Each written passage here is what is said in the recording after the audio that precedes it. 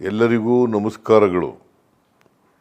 ಮಾಜಿ ಸಚಿವ KH ಪಾಟೀಲರ ಜನ್ಮ ಶತಮಾನೋತ್ಸವ ಮತ್ತು ಗದಗ ಕೋಆಪರೇಟಿವ್ ಕಾಟನ್ ಸೇಲ್ಸ್ ಸೊಸೈಟಿಯ ನೂತನ ಕಟ್ಟಡದ ಉದ್ಘಾಟನಾ ಸಮಾರಂಭದಲ್ಲಿ ನಾನು ಭಾಗವಹಿಸಬೇಕಾಗಿತ್ತು.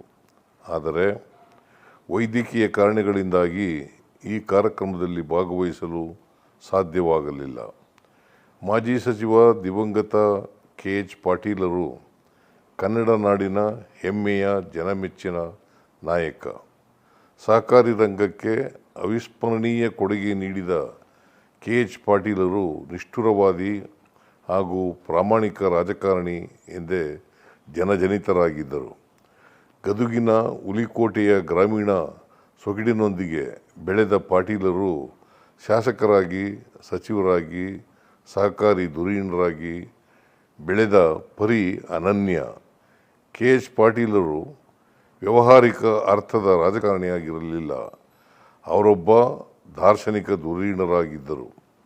ರಾಜಕಾರಣಿಗಳು ಮುಂದಿನ ಚುನಾವಣೆಯ ಬಗ್ಗೆ ಯೋಚಿಸಿದರೆ ದಾರ್ಶನಿಕ ಮುಂದಿನ ಜನಾಂಗದ ಬಗ್ಗೆ ಯೋಚಿಸುತ್ತಾರೆ.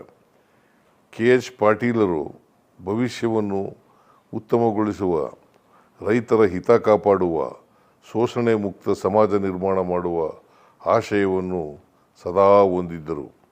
ತಮ್ಮ ಆದರ್ಶಗಳಿಂದಾಗಿ ಇವರು ಇತರರಿಗೆ ಅನುಕರಣೀಯರಾಗಿದ್ದರು. ಸಚಿವರಾಗಿ, KPCC ಅಧ್ಯಕ್ಷರಾಗಿ ಸೇವೆ ಸಲ್ಲಿಸಿದ ಪಾಟೀಲರು ಸಂಘಟನಾ ಚತುರರು ಹಾಗೂ ಆಡಳಿತದಲ್ಲಿ ನಿಪುಣರಾಗಿದ್ದರು. ಜನಹಿತವನ್ನೇ ಕಾಯಕವಾಗಿಸಿಕೊಂಡಿದ್ದ KH ಪಾಟೀಲರ ನೇತೃತ್ವದಲ್ಲಿ ರಾಜ್ಯದ ಸಹಕಾರಿ ಕ್ಷೇತ್ರ ಸದೃಢ ಬೆಳವಣಿಗೆಯನ್ನು ಕಂಡಿತು. ದೇಶದ ಆರ್ಥಿಕ ಹಾಗೂ ಸಾಮಾಜಿಕ ಬೆಳವಣಿಗೆಗೆ ಸಹಕಾರ ಕ್ಷೇತ್ರದ ಕೊಡುಗೆ ಅಪಾರವಾಗಿದ್ದು, ಈ ಕ್ಷೇತ್ರಕ್ಕೆ ಗದುಗಿನ ಗ್ರಾಮವೊಂದರಲ್ಲೇ ಮುನ್ನುಡಿ ಬರೆಯಲಾಗಿದ್ದು ವಿಶೇಷ.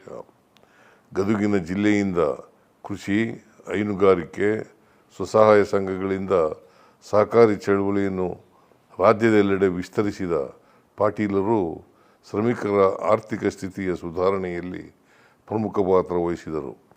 ರೈತರ ಬಗ್ಗೆ ಅಪಾರ ಕಾಳಜಿ ಹೊಂದಿದ್ದ ಪಾಟೀಲರು the Gadag cooperative cotton sales ಸೊಸೈಟಿಯನ್ನು ನೈಜವಾದ ಅರ್ಥದಲ್ಲಿ ರೈತಪರ ಸಂಸ್ಥೆಯನ್ನಾಗಿ ಮಾಡಿದರು.